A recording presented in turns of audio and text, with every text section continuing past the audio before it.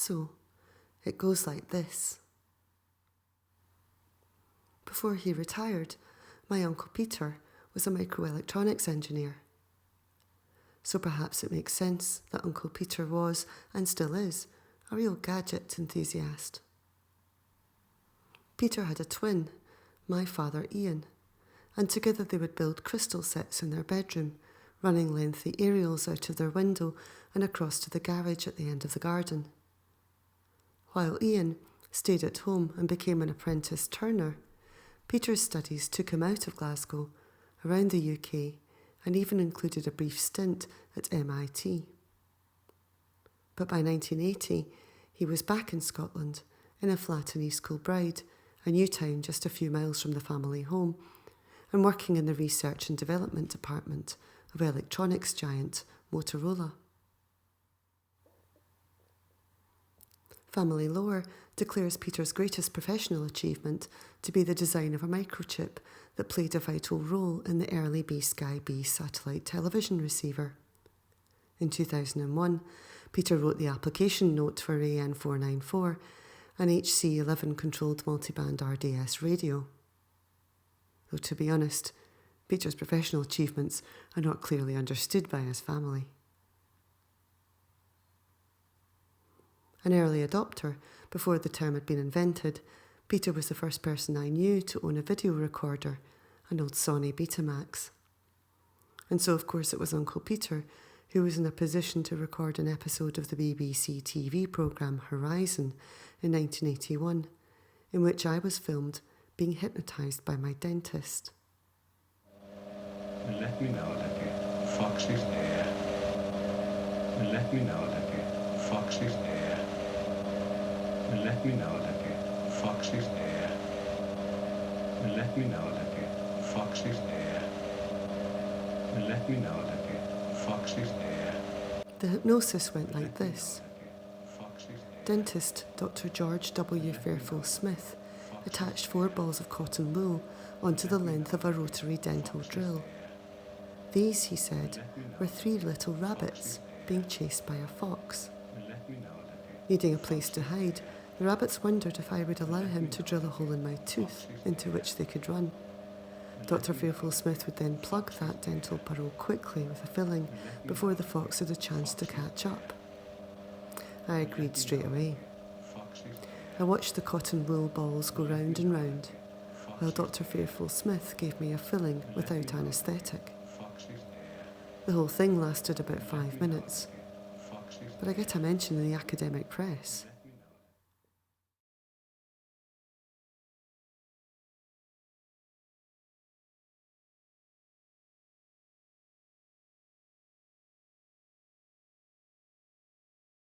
Oh, there they go. Do you see them going round and round? Isn't that lovely? Oh, there they go. Do you see them going round and round? Isn't that lovely? Oh, there they go. Do you see them going round and round? Isn't that lovely? Oh, there they go. Do you see them going round and round? Isn't that lovely? Oh, there Gibson and Heap go on to say that the case of Fairfield Smith's treatment of children with hypnosis was entirely proper, and that Fairfield Smith was employing the ancient method of inducing hypnosis, pioneered by Abbé Faria.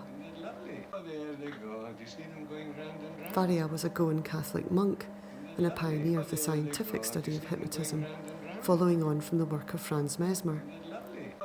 Unlike Mesmer, who claimed that hypnosis was mediated by animal magnetism, Faria understood that it worked purely by the power of suggestion.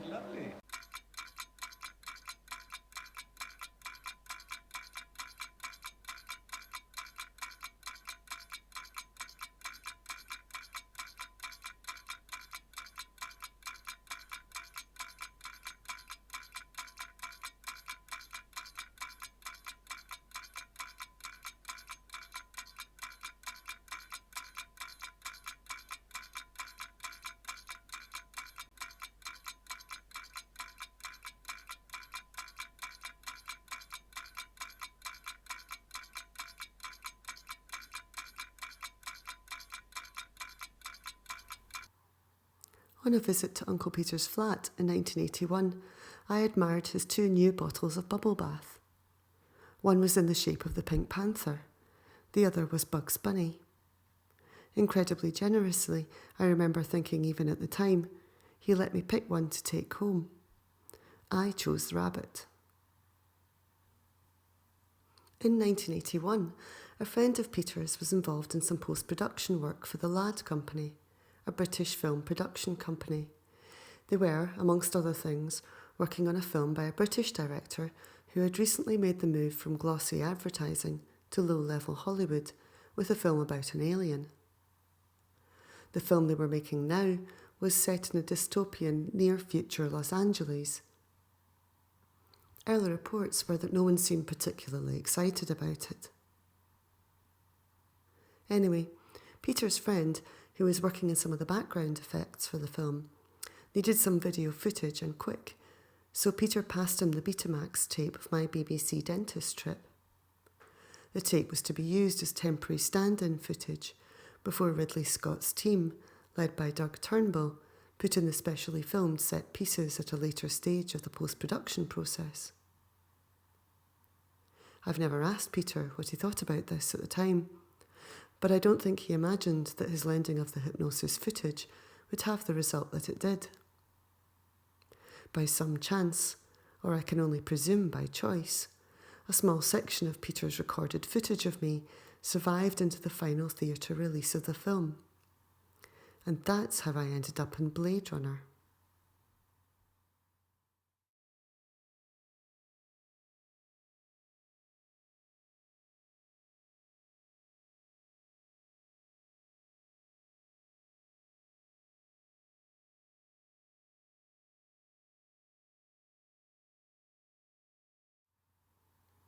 In 1968, science fiction author Philip K. Dick published Do Androids Dream of Electric Sheep, the novel that would be the inspiration for Ridley Scott's Blade Runner.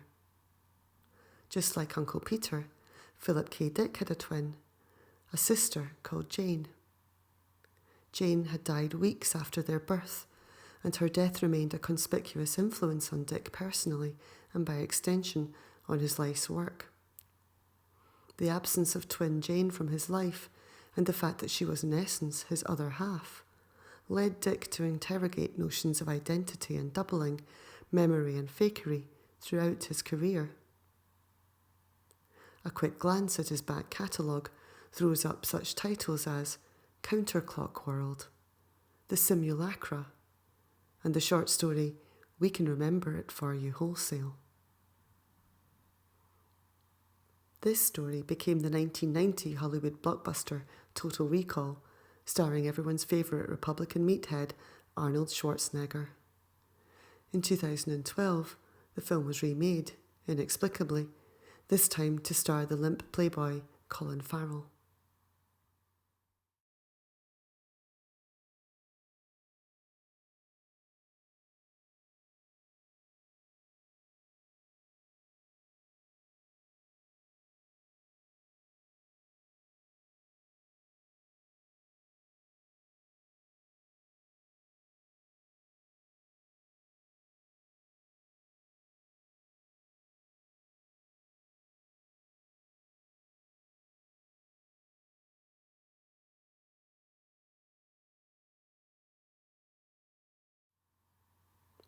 When asked about his dead twin sister Jane by a journalist, Philip K. Dick told this story about Mark Twain.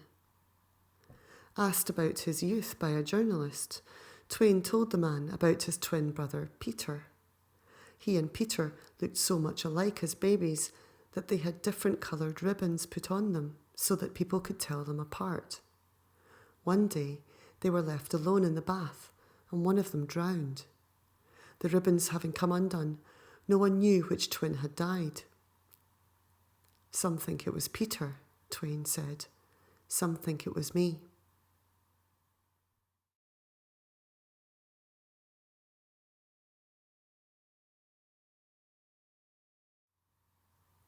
Philip K. Dick generated a huge amount of material during the 50s and 60s, writing nearly 100 short stories and over 20 novels, including Do Androids Dream of Electric Sheep. Dick's notorious drug use slowed his career in the early 70s, and his final years were haunted by what he considered to be a visitation from God, in the form of a pendant. Dick's final novels tend to deal with the problematics associated with this visitation. In 1981, while I was being hypnotised by my dentist, Philip K. Dick was writing Valis, in which the eponymous entity is a godlike machine that makes contact with a hopelessly schizophrenic, possibly drug-addled and certainly mixed up science fiction writer called Philip K. Dick.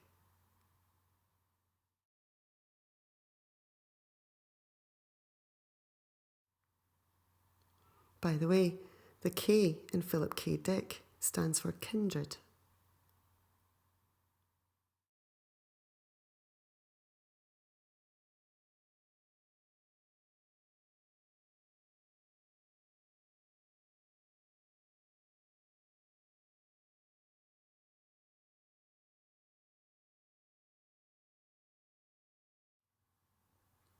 Dick's stories often focus on the fragility of personal identity. In many of his works, the main character slowly discovers that their everyday world is actually an illusion, constructed by powerful external entities, political conspiracies, or from the vicissitudes of an unreliable narrator. In Blade Runner, characters are either driven by their suspicion of personal memory, or are defined by their blind faith in the interior self.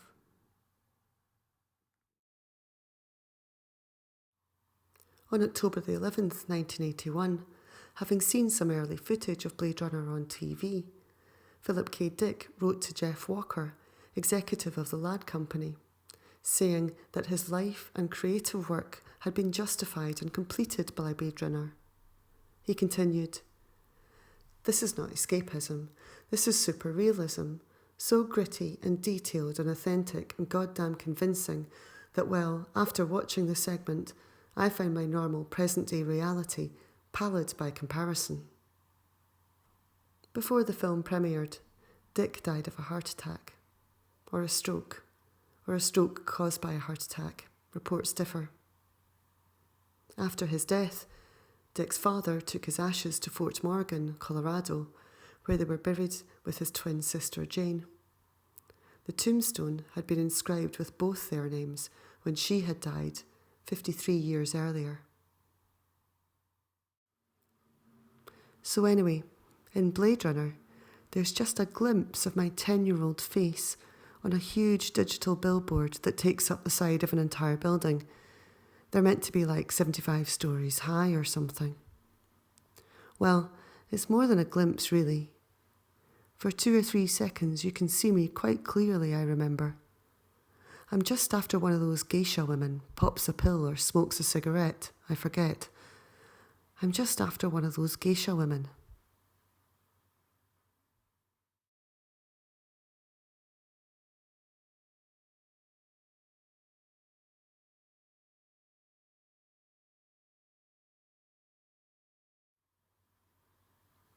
There are 7 different versions of Blade Runner, not including the many fan edits you can find on the net if you try. The first one I saw was a European cut on VHS Warner Home Video. I was 18, and it had been 8 years since I'd been hypnotised by my dentist. And until seeing the film in 1989, I really had no idea that I was in Blade Runner at all. If Uncle Peter had mentioned it, I don't remember. Blade Runner aficionados are acutely aware of the many differences, often contradictory, between versions. One of the most famous is the plot hole created by the omission of the 6th replicant, a character called Jane. Actress Stacey Nelkin was cast in the part of Jane, but the character was cut from the film early on in principal photography due to budget constraints. This created speculation amongst fans that Blade Runner Deckard was a replicant with implanted false memories.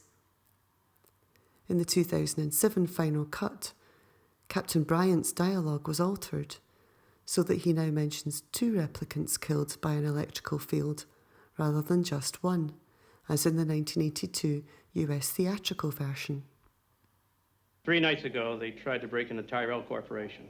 One of them got fried running through an electrical field. We lost the others. 3 nights ago, they tried to break into Tyrell Corporation. 2 of them got fried running through an electrical field. We lost the others. The unreliable relationship between sight and memory is referenced throughout Blade Runner. Because of this, plot holes in the film, like the missing character of Jane, inconsistencies apparent across the multiple versions of the film, and even mistakes in the filmmaking process, can be interpreted as further tests of the audience's visual memory. Perhaps this is one reason why the film can withstand multiple viewings. Blade Runner is never quite as you remember it. There are loads of gossipy facts and folklore about the film, most of which are actually confirmed by the lengthy 2007 documentary Dangerous Days, Making Blade Runner. For instance, that Harrison Ford and Sean Young did not get along, that the American crew hated Ridley Scott and had t-shirts printed saying so, and that there is a Blade Runner curse. The curse is said to have affected the companies whose logos were displayed prominently as product placements in the film. While they were market leaders at the time, Atari, Bell, and Pan Am experienced setbacks after the film's release. The Coca-Cola Company suffered losses during its failed introduction of New Coke, but of course, it soon regained its market share. Since I appear in Blade Runner, and in the same kind of context as these companies, it occurs to me that I too may be cursed, that my life may be an elaborate and convoluted attempt to maintain my early gains in personal market share. Remember when you were young and shone like the sun?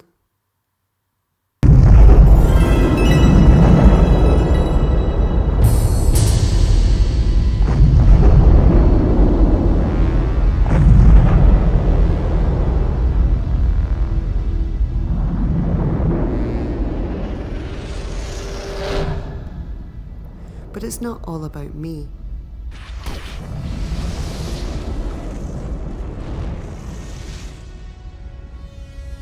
Found footage is used throughout Blade Runner. For instance, these explosions were originally shot for the 1970 Antonioni film Zabriskie Point, but never used. The imagery of the eye was pre-existing footage owned by a London-based tech company. And perhaps most famously, the happy ending footage of the green landscape into which Deckard and Rachel drive in the original theatre release of the film was left over from the opening shots of Kubrick's The Shining.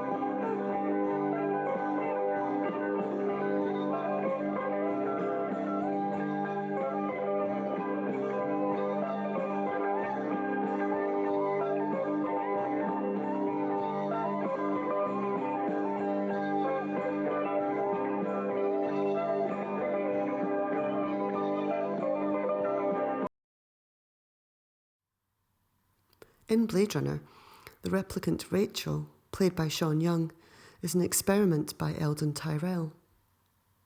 Tyrell believes that implanting replicants with memories will create a cushion which will allow for emotional development and ultimately make them more controllable. Rachel has the implanted memories of Tyrell's mice. No, sorry, I mean Tyrell's niece.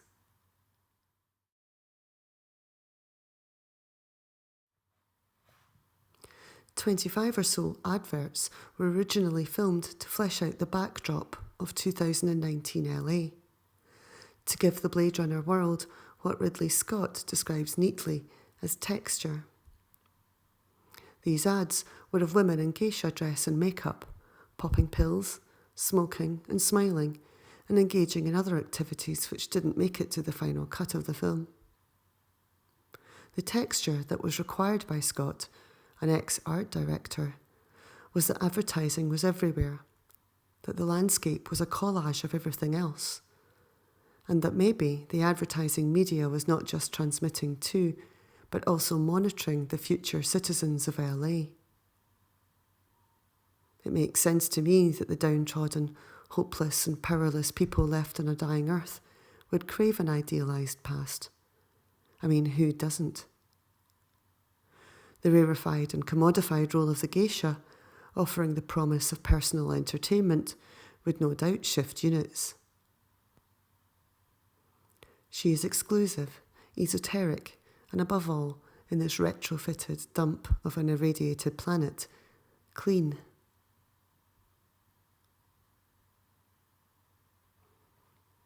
But the moment when the adverts stop and my image starts is when we see the real face of Scott's corporate fascism.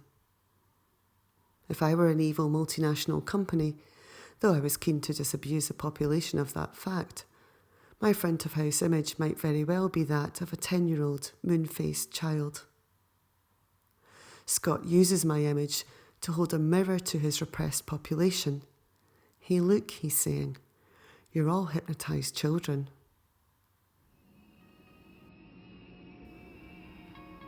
My appearance, however briefly, in Blade Runner was of tremendous use to me in my late teens, as I was able to use my projected image in the film to impress people in general and seduce men in particular. Though to be fair, when you're an 18-year-old woman and you have a heterosexual man in your bedroom, drinking cheap red wine and watching dystopian fiction featuring female stereotypes such as a basic pleasure model who attempts to kill a man with her thighs, you're probably onto a winner anyway.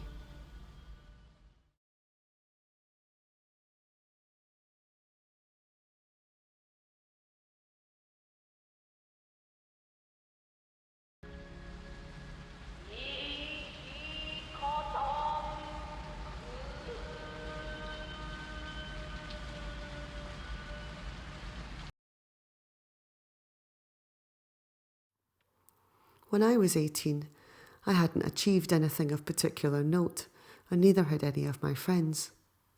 Our lives, we felt, were just beginning, and our participation in the world was, we hoped, at an embryonic stage. Getting to university had been the only goal that we had ever really had. Now we were there, we spent most of our time wondering and dreaming about what would be next, vaguely anxious that our greatest achievement might already be behind us. By showing off Blade Runner Jane, I proved that I was already part of a wider culture.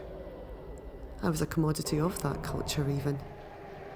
I had been legitimised, and in pretty impressive style too.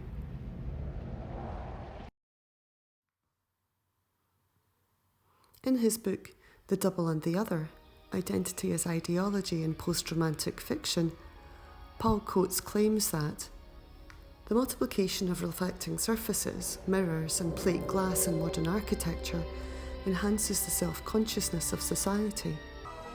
The sight of one's own image ceases to harbinger death or trigger a devastating flash of self-knowledge, but pops up fleetingly and irritatingly wherever one walks, a slow seepage of identity. Really? How depressing. So, in the world of multinational capitalism, and let's not get into possible interplanetary capitalism here, the double has become banal.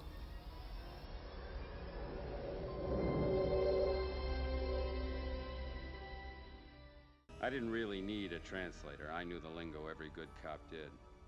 But I wasn't going to make it easier for him.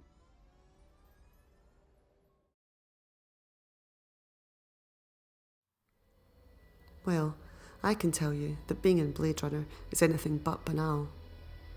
But then, of course, in this landscape, in the Blade Runner landscape, the windows are smashed and the surfaces are muddied and dulled. The reflected image has been superseded by a projected one. And of course, let me remind you that in Blade Runner, my double doesn't just resemble me, she is me, with all the same surface features and gestures and mannerisms.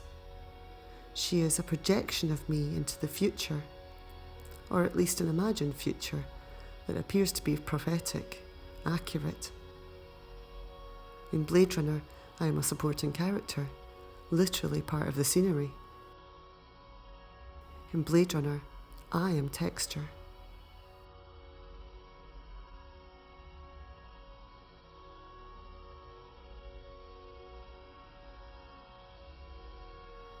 Because the brain plays tricks and plays funny games, where you find things coming back at you.